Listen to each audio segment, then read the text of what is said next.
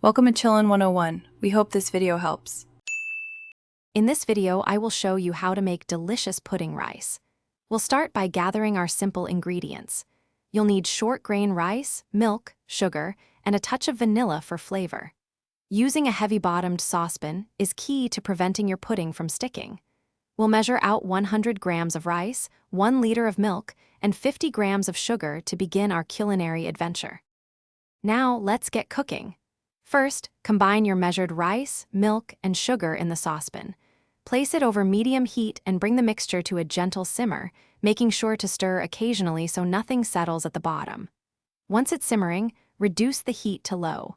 This slow cooking process is essential for achieving that creamy texture we all love, so keep stirring frequently. Continue to simmer your pudding for about 40 to 50 minutes. During this time, the rice will gradually absorb the milk, and the mixture will thicken beautifully. You'll notice the texture becoming wonderfully creamy. Remember to stir more frequently as the pudding thickens, especially towards the end of the cooking time. This prevents any sticking or burning, ensuring a perfectly smooth and delicious result. Once your pudding rice has reached that perfect creamy consistency and the rice is tender, remove it from the heat.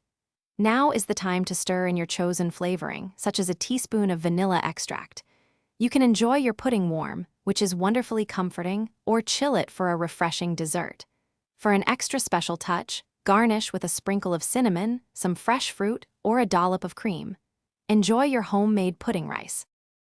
Thanks for watching. Consider subscribing if we helped you.